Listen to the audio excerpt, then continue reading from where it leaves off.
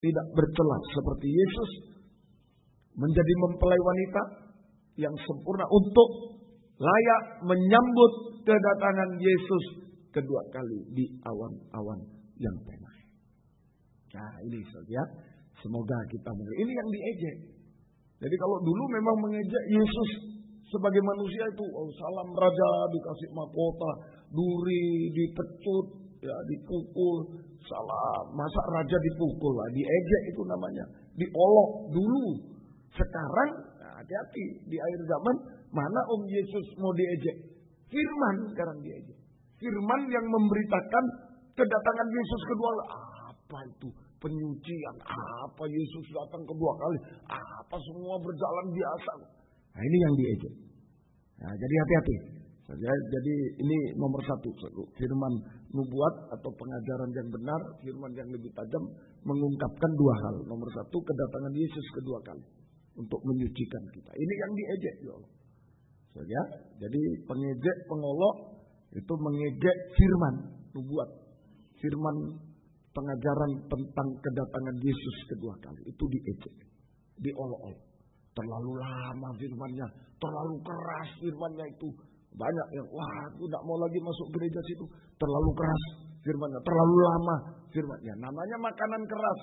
Kalau susu ya cepat. Firman penginjilan, yuk percaya Yesus, ayo kita diberkati, ayo kita selamat, ya cepat, susu. Tapi kalau makanan keras, wah ya lama, mesti dikunyah, mesti lama. Ada waktu, menggunakan waktu. Dan keras, menunjuk dosa-dosa. Nah, ini banyak diolok, diejek. Wah firmannya terlalu lama, firmannya terlalu keras. Nah, ini hati-hati. Kemudian yang kedua, mengungkapkan dua hal tadi. Firman nubuatan, firman pengajaran yang benar, firman yang lebih tajam dari pedang bermata dua, itu mengungkapkan dua. Nomor satu, kedatangan Yesus kedua kali.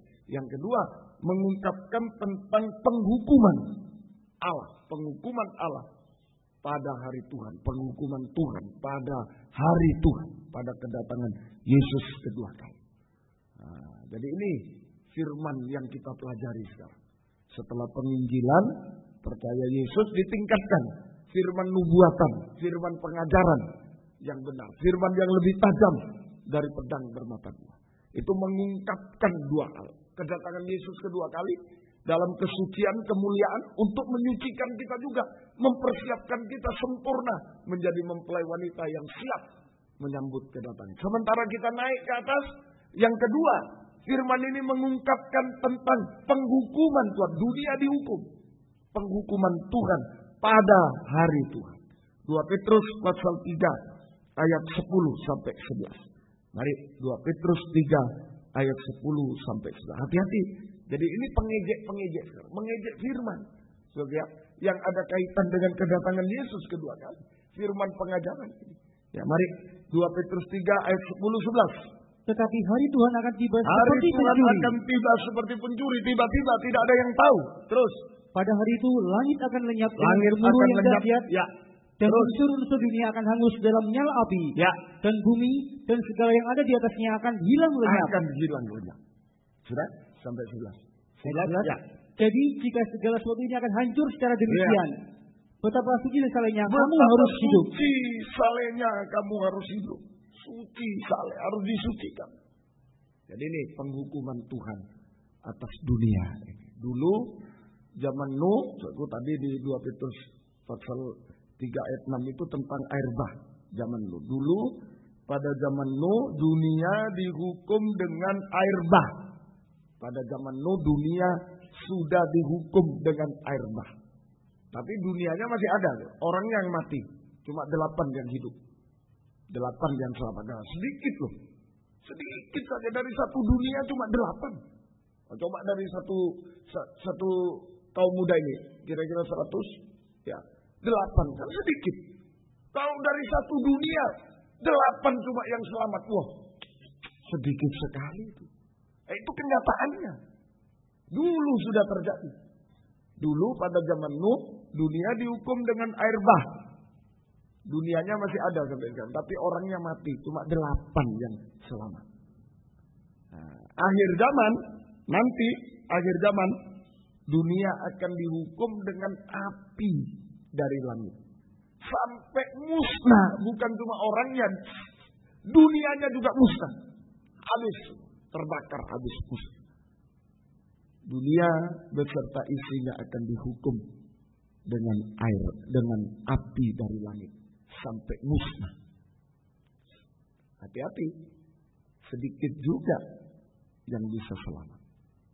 Banyak yang menjadi pengejek, pengolok dihukum. Mengejek firman. Wah, apa kedatangan Yesus kedua kali? Apa suci biasa aja lah kita.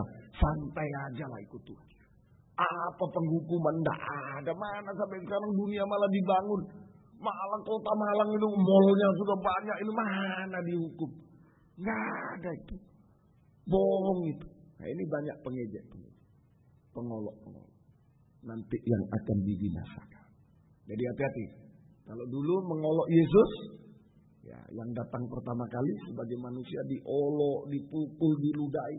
Sekarang menjadi pengolok. Di akhir zaman banyak pengejek. Apa yang diejek diolok? Firman nubuat. Firman pengajaran benar. Firman yang lebih tajam dari pedang bermata dua. Firman penyucian diolok, diejek. Ya? Nah, akibatnya apa? Kalau orang Kristen, kehidupan kaum muda remaja orang Kristen tidak mau menerima pedang, firman yang lebih tajam dari pedang bermata dua, firman pengajaran, maka dia hidup seperti zaman Nuh, hidup dalam dosa seperti zaman Nuh dulu. Nggak ada pedang. Pedang ini yang bisa menyucikan kita dari dosa-dosa. Ya, makanya ke gereja cari pedang, firman yang tajam, yang bisa memotong dosa-dosa. Kalau itu ditolak, bahaya.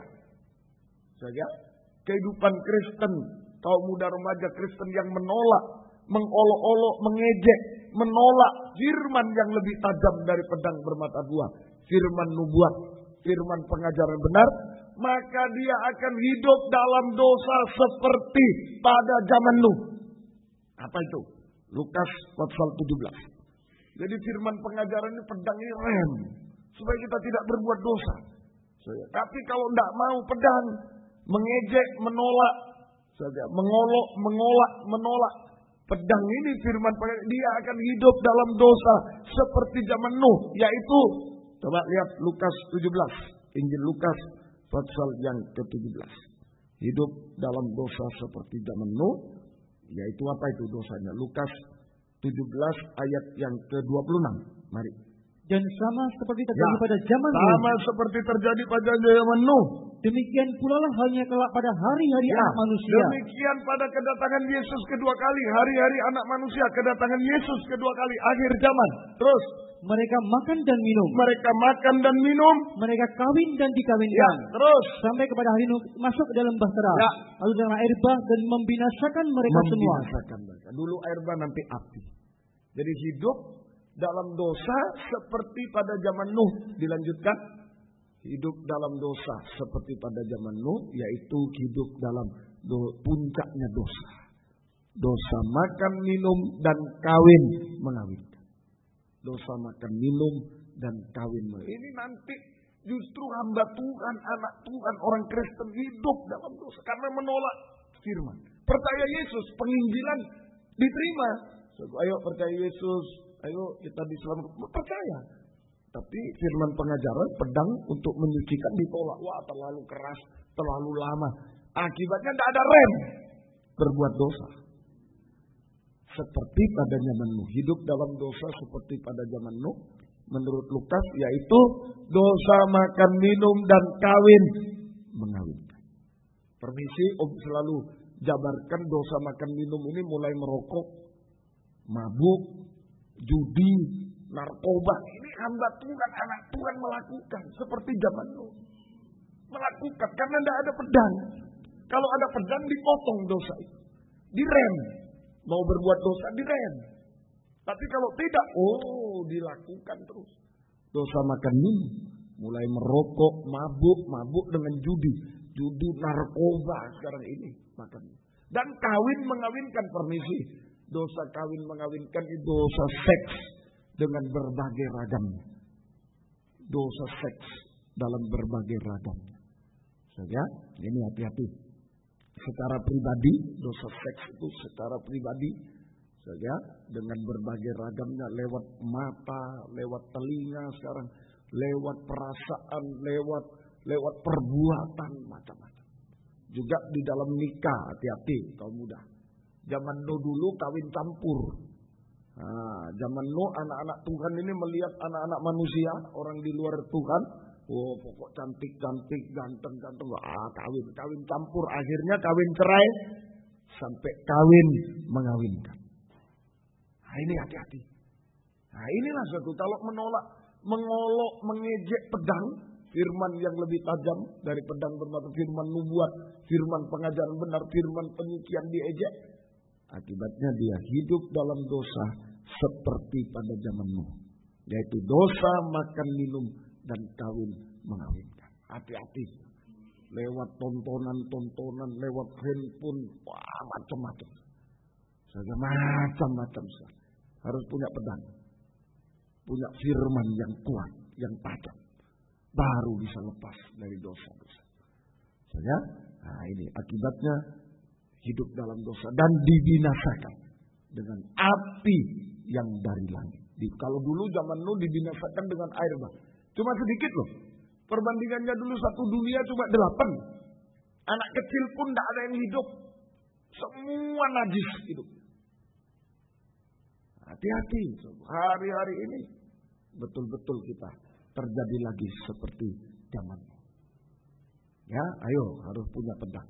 Kalau mengolok, mengejek, menolak firman yang lebih tajam dari pedang, pasti hidup dalam dosa seperti pada zaman Nuh, yaitu dosa makan, minum, dan kawin mengawinkan, dan dibinasakan dengan api yang dari langit sampai api neraka selama-lamanya. Dibinasakan dalam api, dibinasakan dengan api yang dari langit sampai api neraka selama-lamanya. Sekarang pertanyaannya, mengapa? Mengapa orang Kristen, kaum muda remaja, orang Kristen Anda Tuhan, menolak firman pengajaran yang benar? Hidup dalam dosa, makan minum. Mengapa? Mengejek, mengolok, menolak firman dan hidup dalam dosa. Mengapa? Jawabannya sama seperti zaman Nuh. Hati nuraninya jahat.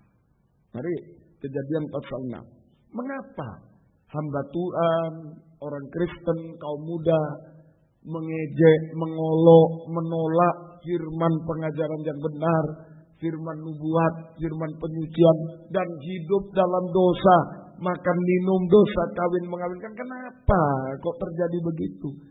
Sebab seperti zaman dulu, hati nuraninya cenderung jahat. Mari Kejadian pasal yang ke-6 ayat yang ke-5.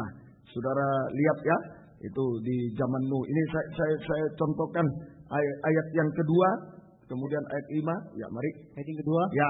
Maka anak-anak Allah melihat. Ya, anak Allah melihat bahwa anak-anak perempuan manusia itu cantik-cantik. Anak perempuan di luar Tuhan itu cantik-cantik terus. Lalu mereka mengambil istri dari antara perempuan-perempuan itu. Kawin campur ini terus kan ya. Siapa saja yang disukai mereka. Ayat 5. Ya, itulah dosa makan minum, dosa kawin mengawinkan. Ayat diterangkan di Injil Lukas. Kenapa sebabnya? Menolak firman. Nuh memberitakan firman. Ayo hati-hati, ayo masuk bahtera. Ayo, apa itu Nuh itu? Ya. Ini ditolak, diejek, diolok. Sekarang juga ayo firman penyucian. Kaum muda harus suci. Apa mana itu? Sekarang ini zamannya yang begini sudah. Nah ini, lihat.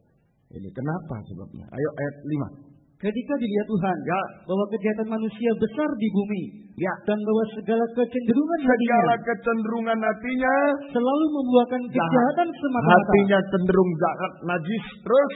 Maka menyesallah Tuhan bahwa Ia telah menjadikan manusia di bumi, dan hal itu memilukan hatinya. Kalau menolak, mengolok, mengejek firman, menolak hidup dalam itu memilukan Tuhan. Mengapa terjadi demikian? Sebab hati manusia ini cenderung jahat. Sehingga hidup dalam dosa, menolak firman, mengejek, mengolok firman pengajaran. Hidup dalam dosa itu memilukan Tuhan. Sebab hati nuraninya cenderung jahat. Sehingga